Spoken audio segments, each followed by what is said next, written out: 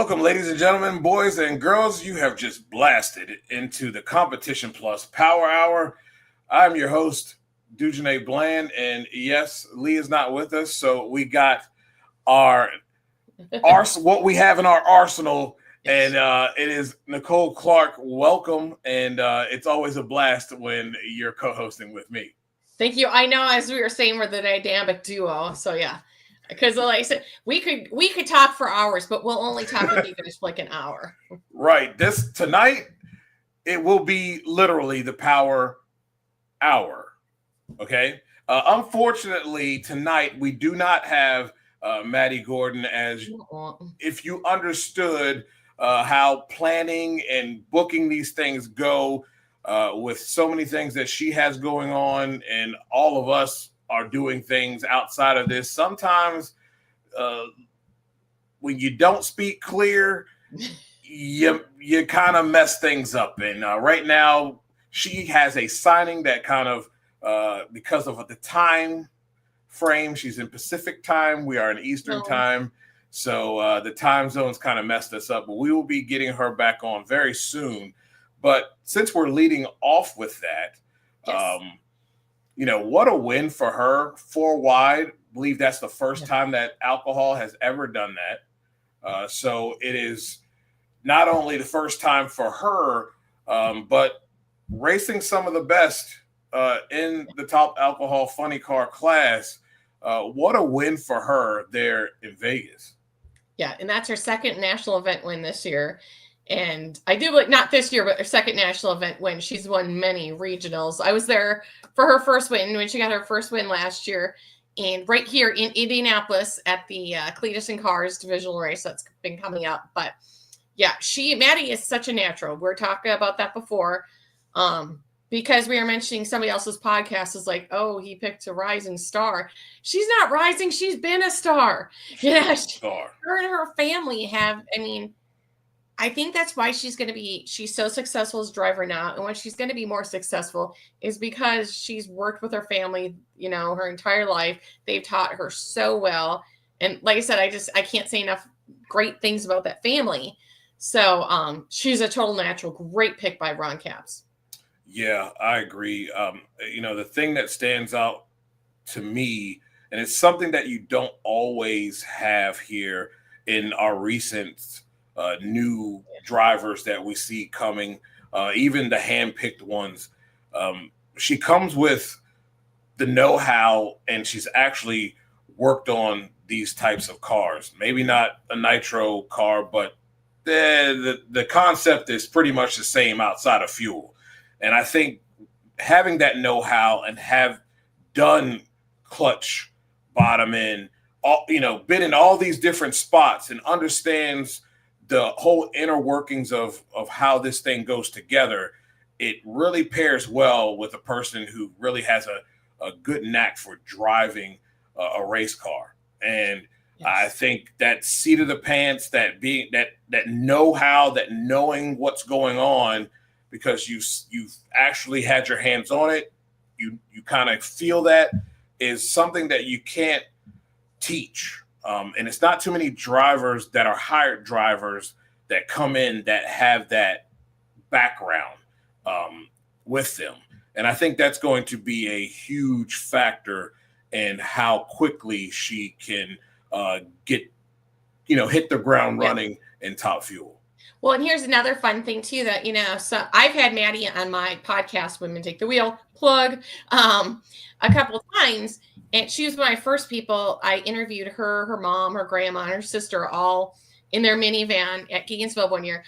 She has her own business on the side too.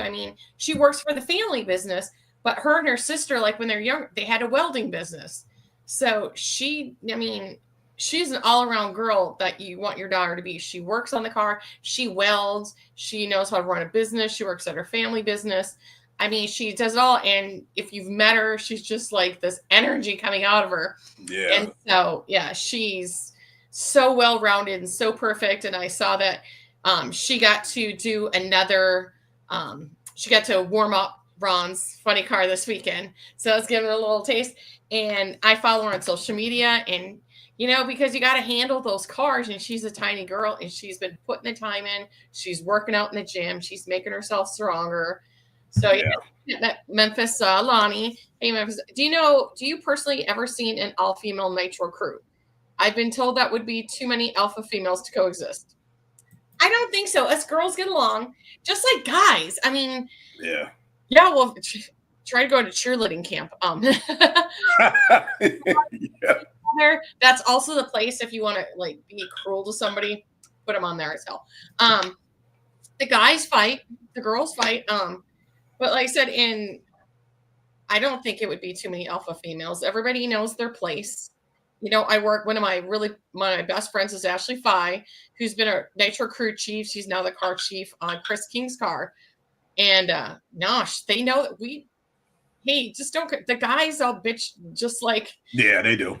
Yeah, just like old ladies too. So sometimes worse. Yeah, I think us girls, we stick by each other. So I don't think it would be. It would be cool to see that happen for sure.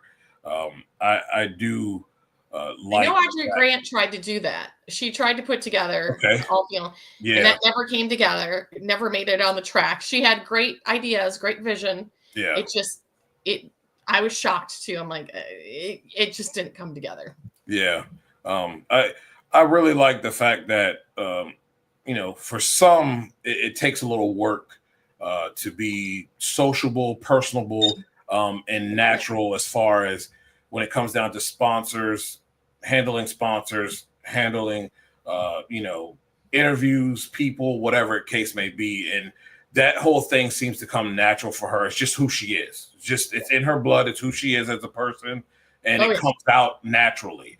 And I think that's a great selling point for anyone being a sponsor for her. She's kind of like, Jack, it all comes natural. The guy just, he just charisma. There's no acting. He doesn't have to prepare for it. It's just who he is. And I think that's her. And I think that's going to be a huge plus for Ron Capps. And, as Drag Race Mayhem said, he hit the jackpot, in my opinion, with Maddi Gordon. So yeah, and both the girls are already 30 under 30. They're very, and they are. Hi, Mikey. Yeah, like I call him Mikey. By the way, Mikey Mulaney, we'll have to have him on, talk to him sometime. He's worked for all the good bike teams. He's working for Flying Ryan now. Yeah. Chassis. So we'll have to get him on sometime. But going back to Maddi. Yeah, every time you go to their even pit, I'm just like, even when I first met him, I go in, I'm like, hey, Nikki, and get hugs from, Maddi, Macy, Christina, Mom, everybody, they do. They raise their kids right. I tell you what, that's just a great family. So now that next year she'll be moving over to Top Fuel, do you think Doug gets back in the race car? Yeah. Yeah, actually, yeah, I think it'll impact. And I don't want to out her, but I was talking to Christina at PRI. I think was it last year? It was before the announcement. And I'm like, because she had mentioned something about, Doug maybe getting back in the car, or somebody did. And I'm like, are you going to have two cars? She's like, well, if Maddi ends up driving something else. And I'm like, oh, that's what she was talking about. So yeah, that'll be fun. That's cool. Yeah. Keep the thing going. But she's off to a good start this season, and we know how tough the alcohol class is. And it'd be really cool if she could go out and win a championship before she moves over. That would be amazing, and they have the team to do it. And I think it'll be just like last year with the Bartones, those two. Yes. But there's so many who have upped their game too. And like I said, I just can't play favorites because alcohol's my class. I love everybody in alcohol. You got the Randy Meyer teams. You never cut them out, and now you got Cummings over there. Tony is, from what I understand, I think Tony's going to run some races again with the McPhillips. You have Melanie. Oh my gosh, Melanie. Yeah, she's out there now. Power. I love all the female power. I'm sorry. I love it. Especially once we go to Top Fuel, you have how many female Top Fuel drivers. I'm loving it. Yeah, it's stacked right now, and it's stacked with good talent. So Yes. I'm super excited for that, and I'm super excited for her and how she can finish off this season here in Top Alcohol Funny Car. Well, uh, Vegas. It says the house always wins, as the title of my show, the Not Bland Show, said. But history won, and Tony Stewart finally gets his first win. I think it's about 25, 24 races or so before it took him to get the win. It's a little bit different. It's a little bit different. I know he talked about it too. All that stock car racing and those things really don't correlate to over here. And, it's a big reliance on your team from crew to crew chief to get the job done and to give you a car to go out. And then the driver just has to go out and do his or her job to get the job done. And hopefully you have a car underneath you that can get you to the finish line first. I kind of felt on Sunday that this was a race that they were destined to win. Everything was really kind of playing in their favor. The car was running exceptionally well. Didn't really you don't need the big times here. And I think this is right in Neil Strasbaugh's comfort zone. And this will play well when they have to get on hot, sticky, slick racetracks. But I thought this played into his hand very well. And Tony did a good job of driving the race car. Had great lights in the first two quads. And then Neil gave him a race car, and he wasn't as sharp in the last, but he had a race car to get him to the finish line. And I don't think this can be downplayed. I mean, it is huge for a guy who has pretty much driven almost everything. And he's won now. He has actually won at every track in Vegas now. He won in the NASCAR. He won the dirt. He won the drag strips. Now he can win all of them. And I just wanted to point out, too, when you're talking about 25 races, somebody actually posted, I think, on the Competition Plus post, that didn't take long. Don't say that to the team and the crew. Yeah. So like 25, they're like, it took us. Little insider, I watched the races Sunday with most of the crew wives. It was very emotional.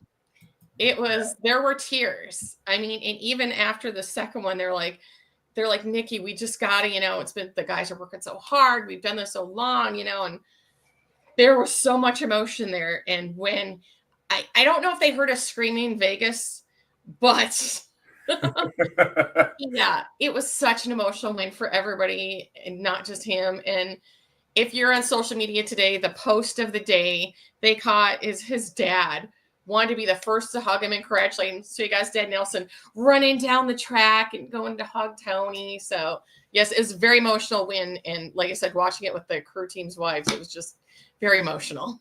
Yeah. And I said this in Gainesville to him, and it is commendable for a guy because I felt like in Pomona, and he said it too, I felt like in Pomona, when they went to the starting line, I think Neil wasn't aggressive enough. It may have been playing it safe, a little nervous about not being able to get the car down the racetrack. And Tony was frustrated about that. Yeah. But I thought they weren't aggressive enough to go out and get the win. They were trying not to lose, and they took a L. It's taken a lot of work for them to get here. And for a guy and Tony Stewart, I mean, the standards are high with anyone. Yeah, there's a lot of pressure on your shoulders. Right. When you're talking about a guy like Tony, this is the same thing if you're talking about John Force and you're driving for him.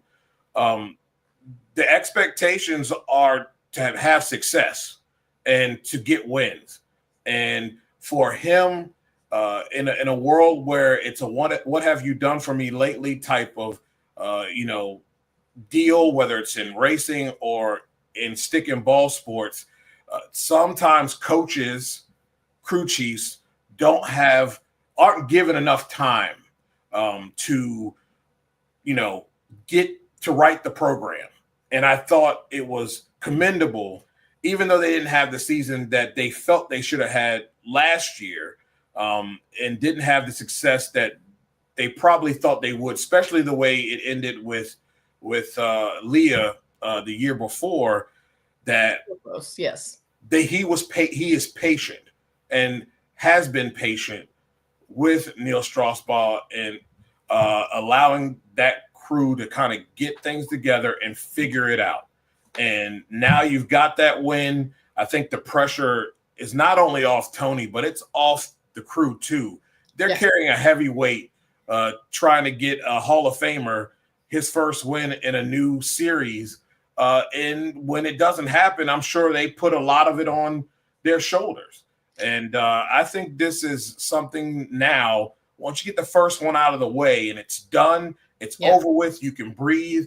And now everybody's comfortable and can go out and just do the job without having that monkey constantly, that big gorilla on your back about getting a win. Well, and the fact too is people remember too, last year they basically started from scratch putting that team together in the off season. So, and I'm a little partial too, because I know so many guys on the team, I know like Booger and Red and Brett and all of them. So, no, they've worked their tails off. They've worked so hard. They've tested. I think they're one of the teams who've tested more than anybody.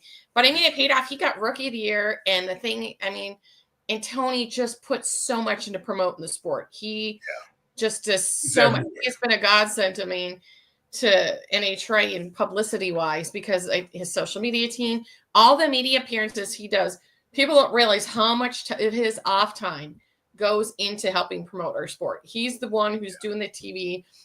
If you watch and follow, him, Austin, a couple others, Nita, they're the ones who are out there doing all these TV appearances and promoting NHRA to help grow the sport. So, and he, like I said, he comes into my station like twice a year too. And it's just like, and people love him here in Indianapolis.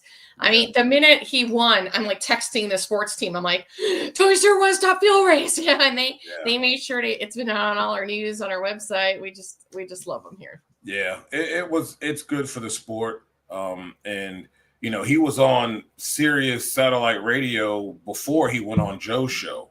And then there was a media scrum. Yeah, it was a media scrum after that for us media people. I wasn't able to make that one, but I kind of felt like between the 30-minute interview we had and WFO, I don't know if there was anything I could ask that would have been special in the first place. Everything has been covered. Everything has been asked. And this is cool because in Charlotte now, another 4-wide race. Yes. We're going to see what the conditions are like. But I don't think they're going to be the same as it was hot out there. It was like Monday it was 94 degrees, air temperature, 135, track temp. That's a tough racetrack. And I'm glad Brian Karate did not say anything. Because I don't think there was really anything to be said. Brian, love you, but I don't think there was anything to be said. It's a hot racetrack. I think the NHRA did the best that they could do to provide a racetrack, but at the end of the day, every track isn't going to be pristine. And I think what's tough, and I'm not saying it's easy because it's not, is taking the horsepower, especially what Antron is doing right now and what that car is capable of. And now you're having to reel that thing back and try to make it tiptoe, but still get the win. It's tough. And the racetrack bit a lot of people on Sunday. When was the last time you saw a number one qualifier that was in the 80s? Right. I'm like, one day it's like, oh, they got a 92. They're qualified number 4. And I'm like, when was the last time you saw that happen? Exactly. It was a tuner's race. It was also a driver's race in a bit. But I think you're going to have some of those. And, I don't want to see, we're not tuning to stick 'em. We're tuning to a racetrack. And sometimes that track isn't everything that, that you want it to be. And you're going to have to navigate it. And for teams, taking nothing away from not taking anything away from Tony, but they're not making that type of horsepower just yet.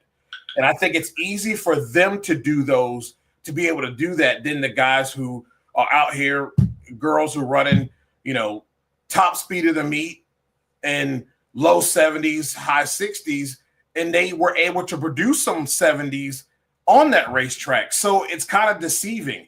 And then you think that, okay, I think it was the first round. I think Antron was able to run in the 70s, I think. Let me here. I did take some notes. I was just so excited about just watching the win. Like I said, I'm with all the girls, because a bunch of the wives and girlfriends and friends and all that, we get together and we watch the races together. And so I'm more of like screaming, how are they going to get it? I mean, he ran a 3:77.9. I'm not a quiet, can't race watcher. 3:77.9 is what he ran in the first round. So I get it. I get it. I get the fact that, am I in the right? Yeah. I get the fact that it's deceiving. Like, you would think that it was there at one point, and I'm sure, given all the data that they had, they thought that it was possible. You know what I mean? And it's just one of those things. That sometimes you get bit by the racetrack. The bug gets you. And it got them on this one. And like I said, I think it's tough for those who make a lot of horsepower to try to make that. I don't want to be the guy to have to make that tiptoe down a racetrack like that. That's as hot as it is. It's tough. And it kind of brings up the next point too, of like something we talked about is two very surprising DNQs, which we did not expect. Alexis, I was shocked to see that. And even more shocking was to watch Erica not qualify. Yeah. And it's just heartbreaking watching her there at the end of the track. I've been there with drivers where they have to be like, did I make it? Did I make it? And to be pushed out even by your teammate. I mean, and that was the first time since 2016 for Laura. I mean, it's not like she doesn't. That was the last time she had not qualified. Yeah. And I just couldn't believe some of the comments from people, and they kind of even took to social media today as a little slapback of like real, but yeah, those are really surprising. And like I said, the times even were surprising for this race, but that's racing. It's not what they say. It's racing, not winning. So I'm gonna comment on that, and I've seen some things. Being NFL players. Yeah. There's been some bad stuff, but some of the things that are said to women, and I see this a lot when it comes down to drag racing, and I get it. Everybody, you don't have to like a person, man. You don't, and that's fine. Makes life interesting. You can heckle and you can be critical. That's fine. Yeah. Some of the things that I saw, though, I'm gonna tell you right now, you dudes, if you have a sister, you're not gonna take that well. If that's said to your sister or mother, you're probably gonna be looking to give somebody the smoke. Secondly, it's real cool and real tough for you to have big nuts sitting behind your desk typing out what you typed out, when if we gonna take you down here to Charlotte and you go to them ropes and she's standing out there, I guarantee you're not gonna run your mouth and say those types of things that you're saying, because you know what, you're gonna get the smoke. Yeah, and we know her crew are fighters, so they've done it before. They're like, between those boys, they're her big brothers, and just like my big brother, they'll kick your ass. So it's her sister. I think Courtney beat them up first. I mean, Courtney might beat the guy up. This is what I want to say to the champ. No need to read the clippings. No. Only time you need to read the clippings, because I know you have it in you, is when you want to use that to burn this mother down. As fuel to come back and put foot in someone's earth. Because you know what? The greats, whether it's Cheryl Swoops, whether you're talking about Shoot, you could even talk about the newcomers now with Caitlin Clark and Angie Reese. You look at Kobe and Jordan. Them jokers would just make up stuff to be mad about and go out and throttle their opponent. Other than that, hate, people gonna hate, and a lot of times, all them jokers that talking all that nonsense, they'll be watching you in 2 weeks. Taylor They'll be watching you in 2 weeks. Shake it off. The haters gonna hate. Just shake it off. Just do your thing. Don't read the clippings, because I learned that a long time ago. People gonna have something to say about you regardless. I don't give people credence. And like I said, they keep life interesting. If you don't like them, that's fine. I mean, right? There's drivers on, and that's why. I mean, it's you're not the bad guy, but it's what makes people interesting. That's why I always say, reality show with NHRA isn't going to work until people show their true personalities and are willing to not just be super nice guy. And they got to show that she's competitive and she shows it. And right. I mean, you may not like it and you may not agree with it, and that's okay. But you know what? I'll give her 100% credit that at least she's not out here being a phony baloney and acting like everything's whole hum and singing kumbaya when daggone well that there ain't no kumbaya between you and that person that you definitely don't like. And when you lose to them, you make it known that, hey, I don't appreciate that. That does not sit well in my craw because I don't like that cat. I think Lawrence even said that one time at Seattle. Like, these guys were like, we don't like you. He's like, good.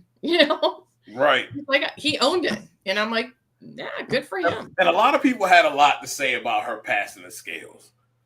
Yeah, I'm not. Yeah, I think they should have done it. I mean, it's just, I know you're pissed off. I know you're not happy, but you just see. I'm on the other side of the fence on that. Me personally, no. Would I have done that? No. But this is elite, and this shouldn't be a surprise to anyone at all. Because when they showed the clip of her walking away from the camera after Jeg went through, I'm like, if Courtney catches the interview, I'll be surprised. The fact that they passed the scales, I'm not surprised, because she said earlier that they came into this thing and they weren't confident that they were going to be able to do anything different than what they have been doing. And they brought out, the 7-year-old car, and it still did nothing. The car that won everything, and it did nothing. They knew that they were behind the 8 ball and didn't have enough time. Hopefully the next 2 weeks, I was going to say, what they're doing, they've got to, I think they will find something. Yeah. But I don't think it has anything to do with the car. It's something to do with the entire package. Clutch probably being a lot of it. But that's because they're not down on horsepower. No. And those who talk about whether she can drive and she's washed up, like, look, I have seen nothing on tape watching her runs that indicate anything about her missing any shift points or being a bad driver. God, the champ is still the champ. It's still the 6-pack champ, okay? The fact of the matter is right now, her equipment is just not working quite well. And you know what? She ain't the only one that's having a problem. No. Everybody outside of the quadras are having an issue over there at Elite. So it's obviously a team-wide issue that they're trying to tackle here. Yeah, and like I said, and just like every driver, like they said, they have ups and downs. Some of my favorite teams last year, they were just like, yeah, I'm not putting them on my bracket. But now it's like, okay, now we're going, yeah. Yeah. You know how I'm talking about. And so like this year, I'm like, okay, now they're, and it's like when I talk about, it's always KB and Elite, and sometimes it's KB's year and sometimes it's Elite's year. And, just right now. Pendulum swings. Yeah. And just to put in right now, talk about Pro Stock, Greg and Dallas. I mean, those two just like going back and forth in the finals. And I'm super proud of them too. And I know I'm a KB person, but I'm putting that aside. They're the Speed Sport News puts out a top 10, power rankings of drivers. 2 NHRA drivers are on that list. Dallas Glenn and Greg Anderson are both on the power rankings. I'm so proud. And I mean, look at it. Dallas, not 1 trophy, but 2 trophies this last week. He won the Mission 2 Fast, and he won that 2 trophies in 1 week. Yeah. So I went back and did some research. And I said this on the Not Bland show, but I'll say it here for those who did not watch. So going back to last year's countdown, Greg Anderson was 15-5 round win-loss record. Dallas Glenn 15-4 round win-loss record. This season, they are 13-2 for Anderson, 13-2 for Glenn, for a grand total of dating back to race 1 of the countdown, 28-7 for Anderson, 28-6 for Glenn, a combined 56-13 round win-loss record. That's hotter than the sun right now.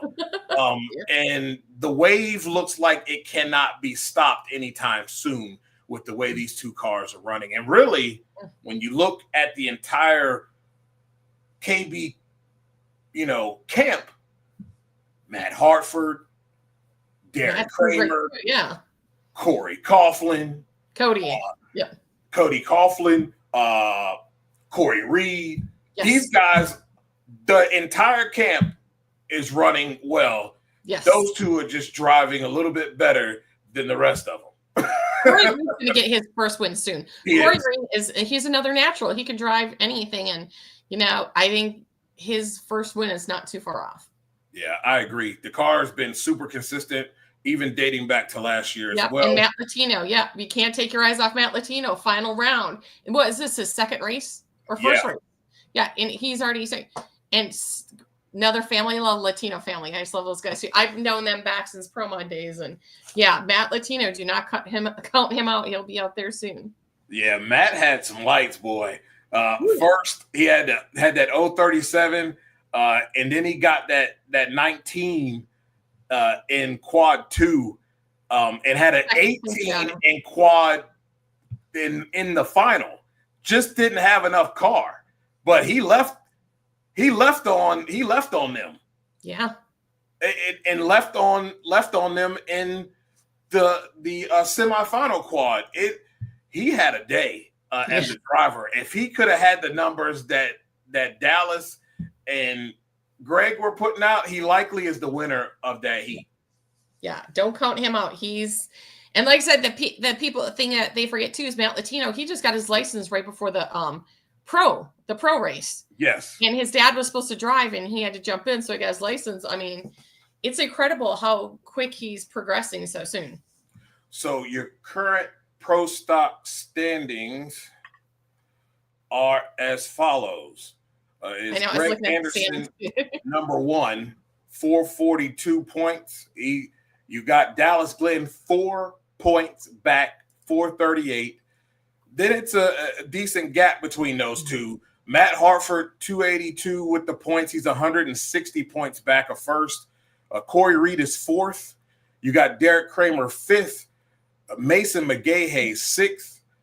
Jack Coughlin is the only – no, there's 2 elite cars in the top 10. It is Jake Coughlin 7th. Eric Latino 8th. Aaron Stanfield 9th. And Matt Latino is 10th. That's your top 10.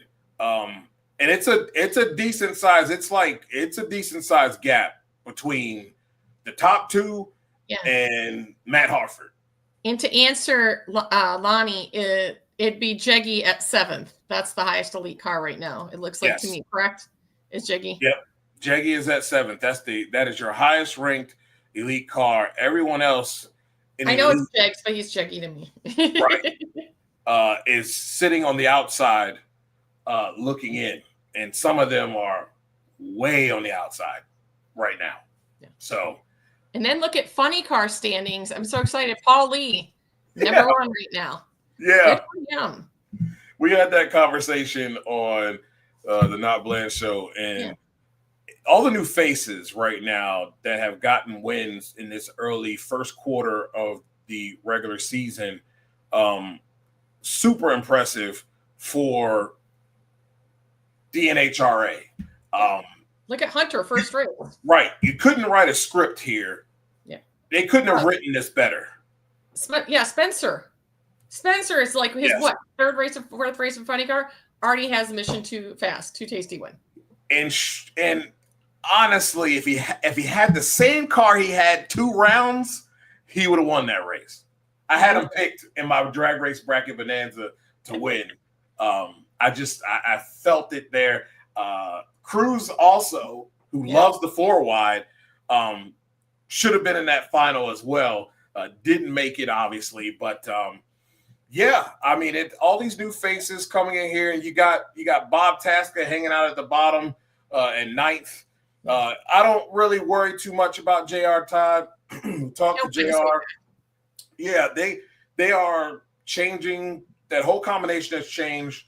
Dickie Venables is bringing over his playbook, so they have this car set up according to what he likes to run, and they're figuring things out right now. But I do think they made progress this past weekend, and they'll have another good shot at Charlotte to kind of, get a shot to kind of sneak their way into a final and maybe sneak off and steal a win there. You got Cruz in 8th, Ron Capps is 7th, but Dan Wilkerson is the bottom half of top 10 in 6th. But like other than Jack and Austin in 2 and 3, you got Chad Green at 5th. Paul Lee is sitting at number 1. Matt Hagan is 4th, and we talked about that on the show. But it is very surprising when you just sit back and you just think about Matt Hagan and the first 4 races. It's nothing glorious, but they are quietly sitting in the number 4 spot. It's pretty impressive because if you just quickly think about it, it's like, oh, he's not having a great season. But they're going rounds. They're not necessarily winning races, but they're gathering all the good points during qualifying and going rounds on race day enough to gather points and put themselves right here in the top 5. And here's another thing I love about 4-wides is there's so many underdogs, be it the lights or whatever. Dave Richards, first final round. Good for that team. Yeah. I was very proud that team made it. And for them to get their first final round, and they've been struggling, I'll say it. And he just did an amazing job. Hey, Matt, you're doing awesome, Matt. Yeah, good stuff. Good stuff this past weekend. Man, like I said, if you had Dallas's or Greg's numbers, you would have won that race because you definitely left on them several times this past weekend. Great stuff. And then Caleb, it ain't much, but it's honest. Yeah.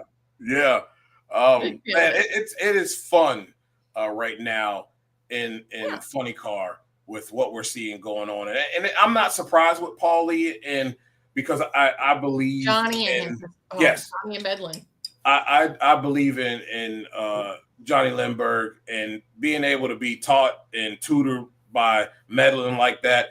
Only is going to make this cat better, and he's going to be dangerous. He's going to be dangerous. I think this is going to be one of these things after last year. They are really over halfway to their round win total they had last year, which was 12. They have 7 round wins now. Putting in the work. They are just putting in the work. And they, like I said, much respect to Johnny. Johnny, I mean, he's another natural. Worked on his, he's still building chassis. I mean, he did, in the Gordons. Johnny built that. And I think he'll be a great mentor also for Maddi, also going into the field. Indeed. But yes, there's so many good things this weekend with Funny Car 2. And then I got to bring up with the Funny Car 2. Oh my God. Spencer Hyde's last run. Did you see how squirrely he got? And I don't know I think he was more afraid of what Jim would have done to him if he hit the wall. Jim had almost had a heart attack. I think Jim would have I think that was his most fear. It's like, God, don't let me hit the wall. I don't want to deal with. He did good though. Yes, he did. The way that car was pointed, headlights were toward the center line there. Yeah. Yeah, he did And I'm good just though. like, oh my God, what Jim would have done to him. Like, I've known Real this since quick, yeah. real quick. I want to commend Matt Latino for coming out and saying that I double balled him and I did it because I did it on purpose. I was trying to throw him off. I love that because me personally, if I'm new and I got to race somebody that's a top dog, you darn right I'm double ball with them.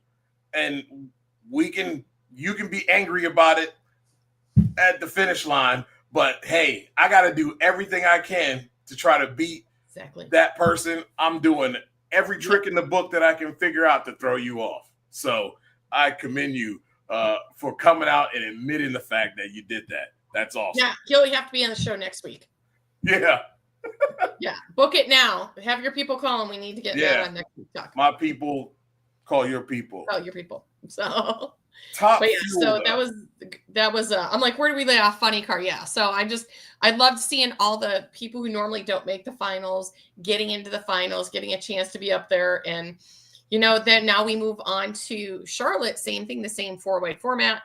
And for the new guys, they learned that first race and now they're going to, and I'm sorry, I didn't check the but I do believe Hunter's not racing next race. I believe next race is Blake. I think it's Blake. Yeah. But same thing. But Blake was there. Blake, he was with his teammates. Even though he wasn't driving, he was there working, supporting.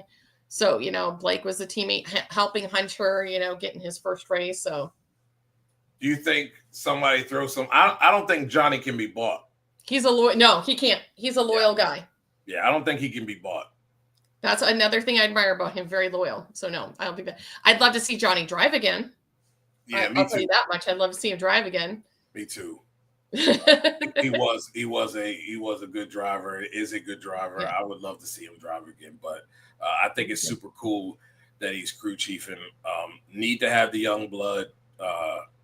These other crew chiefs that have done the work and been into championships and all of that, they're getting older, and it's time to usher in the new era. So I like when teams take chances on young talent that have shown that they have the capabilities to do that. Yeah, sorry. I was like, I'll let you know my phone is not on mute tonight. I was last time I co-hosted. I'm like, I better put that phone on mute, and when it mutes your phone, it mutes your alarm too. Yeah, that's not good. So guess who had to do the walk of shame into the department head meeting at the TV station? But yeah. I woke up at 8:16, and I'm like, wow, I'm refreshed for waking up before my alarm. And it's 8:16. My meeting is started at 8:30. Yeah, that's tough. I mean, down there by 9, dressed everything out the door and got there by 9. but yeah, so we're not leaving this on mute tonight. Sorry. So top fuel is interesting. Obviously Tony gets the win. Tony's number 2 in the points. Sean Langdon up there at number 1. Got off to a great start. Got bit by the 4 wides. It happens to the best of us. But Jasmine Salinas. Wow, she's a surprise. She's the one who keeps killing me in my bracket. Yes. The night before, I looked at the bracket and I looked at it, and I wasn't going to pick Sean because I just had this gut feeling that she was going to come out of that first round somehow. She's had that on her side here, the first 3 races, or especially the last 2. And I just had that feeling, and she made me pay again. I mean, some of it's luck too, but I'm like, and she, they went through crew changes, but Rob Lynn has been the consistent, and Matt Stewart and them, and Aaron's still there. And I'd like to see Mike back in there too, driving with her. I can't wait for them to drive side by side, but now she is just killing it. I'm so proud of her. I think a lot of people underestimate her and her team. I'll admit I'm one of them. I underestimate them. And I wish that she would give herself more credit for the job she's doing on the starting line. She did a hell of a job this weekend. Part of the reason why your team advances the way that they did this weekend. I appreciate the the humbleness, and she's very She showed her emotional about. emotions. Yeah, I appreciate that. Yes. But you got to give yourself a little credit. Yeah. You've really been doing it and really did a great job on the starting line this past weekend here. Steve Torrance, for crying out loud. It's a different man. Look, man, this is the second time you done ruined my day when you had the best car. Yeah. Best car outside of Brittany. You had the best car on the premises, should have won the race, and something stupid happens, and you lose it. I'm gonna need you to get it together. I need a little bit of sassy Steve, just a little bit. But he's out there just having fun now. Yeah, good for him. Yeah, he's a totally different guy. Yeah. And you know what? Good for him. Probably because when you have girls, it probably changes. Yeah. and his he actually had two really good social media posts. One of them I did like is explaining the horsepower, trying to explain the horsepower of like one dragster horsepower and all these other cars. And so, yeah, I have to give me being the social media critic I am. I really like those two posts he did. And then they did this. They had kids guess what his speed was for his race. That was pretty good. And shocker, his daughter got it right. Charlie got it right. Yeah, she just knows. She's so she just knows. Did you see her on the stage the week before? My daddy's going to win a trophy. She's so cute. Yeah. He should have won 2 already, but maybe in the next 4 wide you get an opportunity. But I'm just gonna let you know I'm not picking you this time. I'll just take my chances. Okay, you got to prove to me that I can trust you. Right now, I cannot trust you in my drag race bracket bonanza. Trust back. Okay. We'll get there, but it just ain't there right now. So this weekend was a little odd in the production of things. Seemed to be a lot of downtime in between rounds. We're talking about a 3-round race. People come to these things because they're shorter, and they've done quicker turnarounds in really tougher situations. What are we doing? Like, it did seem a lot of pause in between. I'm not gonna lie, but like I said, I know it's shorter. There's less rounds, but still, I'm like, they should have had more in between them. Yeah. Let's keep it going. It's not. I don't think it's that hard. The teams, I believe, to me, had to have been ready. They had more than enough time to get that done. Like I said, we've seen tighter turnarounds than that. I just thought the planning and the production of it was not good. I mean, I had enough time to tune away and watch IndyCar. Yeah. To wait for you guys to come back. And here's another thing, and I told you, being my TV person, I was going to bring this up. The ratings came out for the race. So you're more of the production. I'm more of the other side. The ratings were decent. They came out with the ratings. I do believe Adam Stern had them. I love Adam's like the best report. So of course, NASCAR Cup obviously over 2 million viewers. F1 1.2. Xfinity Cup NASCAR. Good job, Mac. Xfinity NASCAR even, which is on my station, million viewers for Bristol. And then IndyCar only did 500,000, 552,000. NASCAR truck, and then NHRA in 6th with 418,000. But here's the deal. This is where this goes back to, where does NHRA fall in priorities? Well, all the other stuff was live, and NHRA got pushed and tape delayed. The other big problem is you're having NASCAR Cup and you have IndyCar. The Masters, It should almost be like nobody else races on Memorial Day weekend because it's IndyCar. Yeah, that was bad timing. I mean, I was at a sports bar here in Indy, the motorsports capital of the world, the IndyCar capital of the world. More people cared about the Masters. I was at a sports bar that has TVs everywhere.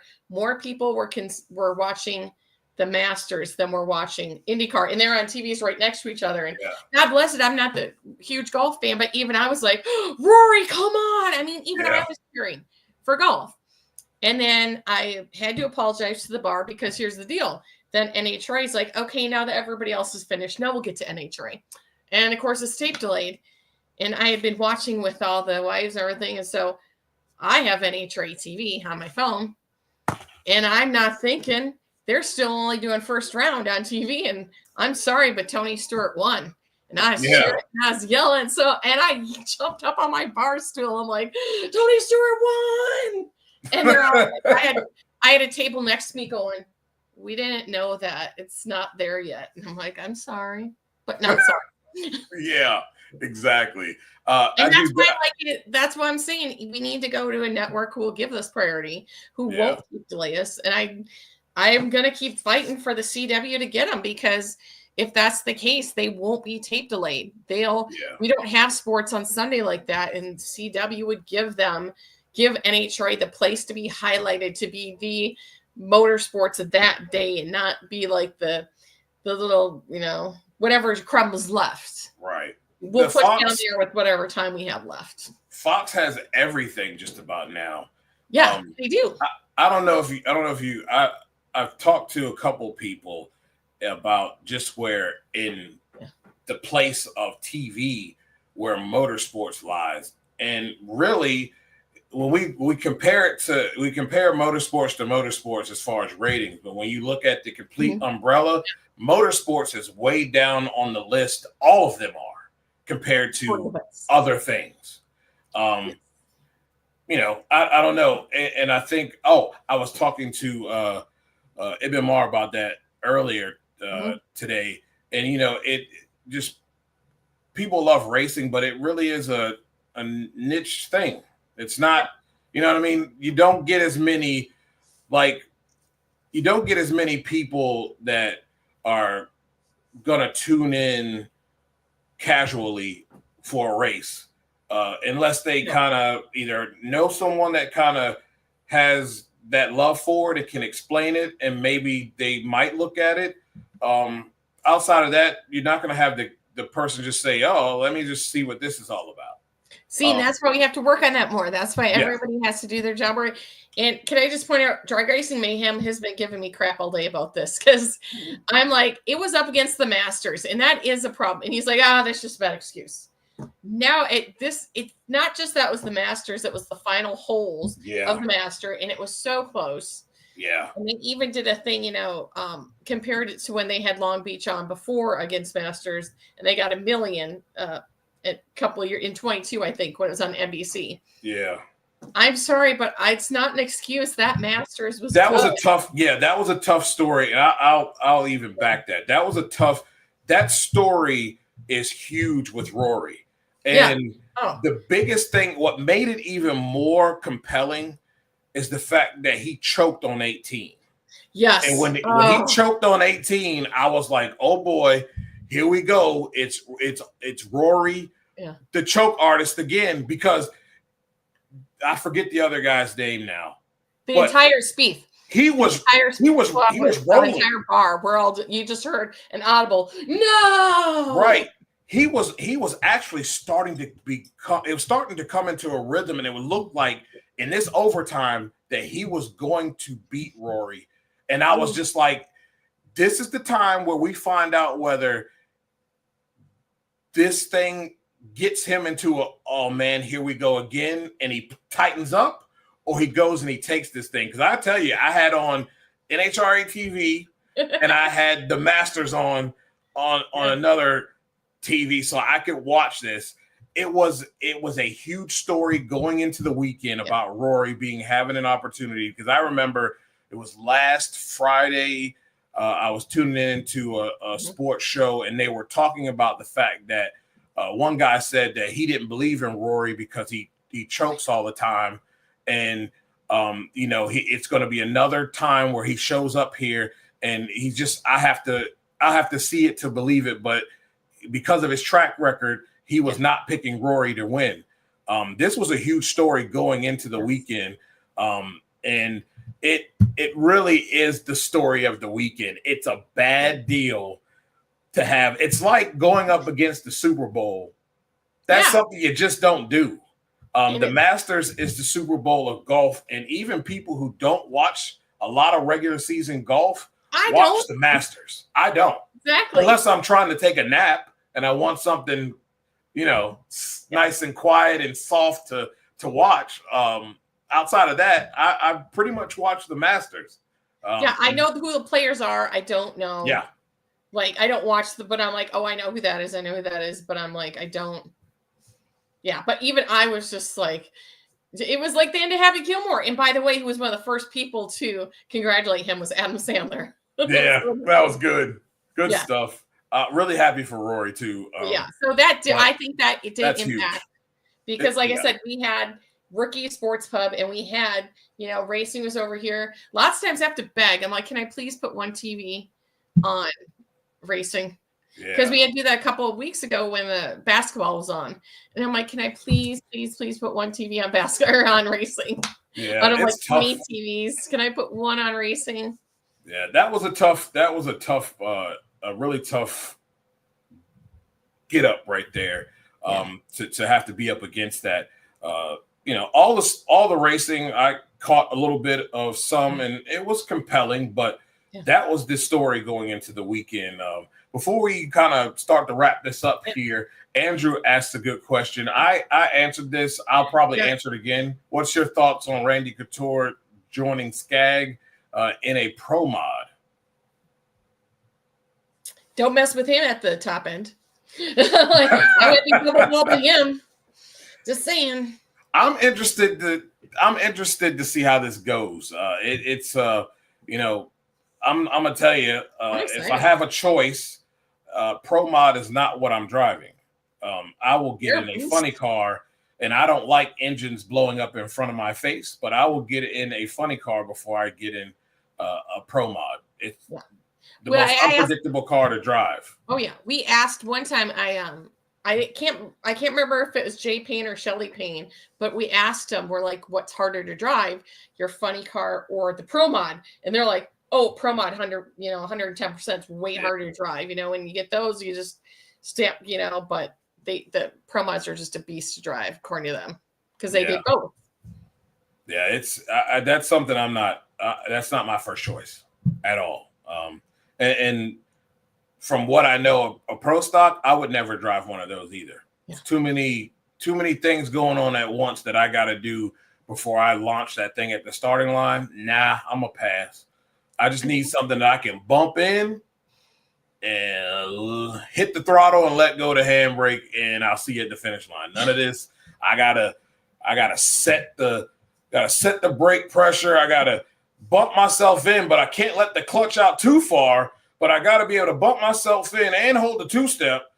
And once I get in, I got to be ready to just put the throttle all the way down and then release. That's too much stuff going on. And then I have to make sure that I don't stall it out on the burnout. Nah. I would do that. That's why I don't drive. I'm not the best driver. You'll never catch me driving a race car. You'll catch me being a menace out in the streets of Brownsburg, but I will not be. You know what? You know what, Lonnie? I do like the fuel alters. I like the old school dragsters. I'm not much for clutches being between feet, but I do like the old school dragsters, the front engine dragsters. I do like those. They're pretty cool. Pretty cool. You can try a bike, as Mikey says, try the bike. But I'm like, no. I just remember. Yeah, like I said, maybe pro stock motorcycle, but definitely not the Harleys. Because the thing that I love about the Top Fuel Harleys is you go to any Top Fuel driver and they're like, hell no. I always remember Bob Vandergriff. He's like, I've never fallen out of my car. And these guys actually have, you think it's bad having the engine in front of you. They're laying on the engine in Top Fuel Harley. No, thank you. The Spider-Man is wild. Like it's amazing at his age what he's able to do. And that combination of him and his brother is just, it's lethal. Like, I had an opportunity. For a while. Nope. Yeah, it's awesome. It's awesome stuff, but I wouldn't be on that. Nah. Yep. I'm going to pass on that too. But bless your heart, Mikey. Yeah, no. You'll maybe I on a bike once, but not really. Yeah. Even pro stock motorcycle. 2-seater bike. We don't have one of those yet. There you go. Do a 2-seater bike with a little car, and maybe I'll do it. Yeah. Maybe then. Maybe then. Maybe. Yeah. Oh man. Well, ladies and gentlemen. Yeah, I think we did. Anything else you want to touch before we get on out of here? No, I think I hit on everything too, except because of social media. Okay, one of my favorite. We are dying over this. Our favorite social media lately. Have you been looking at the Matt Hagan race day dress posts of what he's been wearing for race day? Yes. I'm trying to decide, are we supposed to be taking it seriously, or is he trying to be like a Kelsey and wearing like wild stuff? The Jaguars this weekend. Hey, he is the Seth Rollins of funny car. Yeah. And I'd say keep it up. Keep it up. But what you need to do, Matt, is at one of these races with that dress, that type of dress, you need to have Seth Rollins with you. Make it happen. Make it happen. Oh, the straight out of Brownsburg, yeah. But I just have to kudos because I know I bet you that's all Chloe who's coming up with that. But yeah, I was just gonna bring that up because there's been some great social media posts this last week. Like I said, the speed thing, but the Matt one, and like I said, my favorite though was Tony's dad and Dom in his onesie. The picture of Dom and his my dad's first win. Yeah, that was good. The pictures of this thing are just they touch the heart. Yeah, but yeah, I just had to bring up Matt's thing because I'm just like, that is killing me. So now it's like, what's he gonna wear next week? What's he gonna, because he's kind of the country, he's kind of did the tracksuit thing. Yeah. So I'm very excited to see what Matt will be wearing for the next one. I tease him sometimes, and I'm like, yeah, you and your thirst trap, photos. And I know all the guys on his team too, and I'm like, I love one of my favorite ones too is the one where they're all doing impersonations of him. Yeah, so, that was great. Yeah, that's what Chloe and Ashley and everybody over there at TSR. Yeah, that was awesome. Well, ladies and gentlemen, thanks for hanging out with us. It was a lot of fun just going over what we've just been able to see this first quarter of the regular season. If this keeps up the way it is, again, we're going to be saying this is the best season ever. We said that last year, and looks like we're on the road to be able to top that again in 2025. So, man, thanks for hanging out. Thanks for tuning in. Even though we didn't have Maddi, hopefully we'll have her really soon on the show because I love talking to Maddi. She's cool. Oh, great fit. And hopefully I'll be able to see him soon. Maybe we can get him on. In May, we have the Cletus and Cars here. It's only like 3 weeks away. We'll have the divisional race here, which usually races, and I know Melanie will be there. So maybe I can get some behind the scenes footage because who knows, might get to an NHRA race. That real job keeps getting in the way. I'm telling you, gotta make that money to do what you want to do. Yeah, bills got to be paid. Well, ladies and gentlemen. Really quick. Shout out to Taylor Pistons Peonies. I keep telling her every week, I'm using your glass, but you never see it. So Pistons and Peonies and Pistons, sorry, for the women in racing. I'm sorry. Last one. No, you got it. I'm done. Well, ladies and gentlemen, thank you again. And we have reached the peak. So we're going to pay bills by letting you see this peak commercial. Good night, everybody. If you want to take your vehicle's performance to new heights, you got to give it P. Like our original equipment technology, antifreeze, and coolant. Our formulas match the vehicle manufacturer's technology requirements so that we have the perfect match for every vehicle. That's one reason why Peak is among the fastest growing brands of coolant in America. We work harder to earn the trust of people like you every day.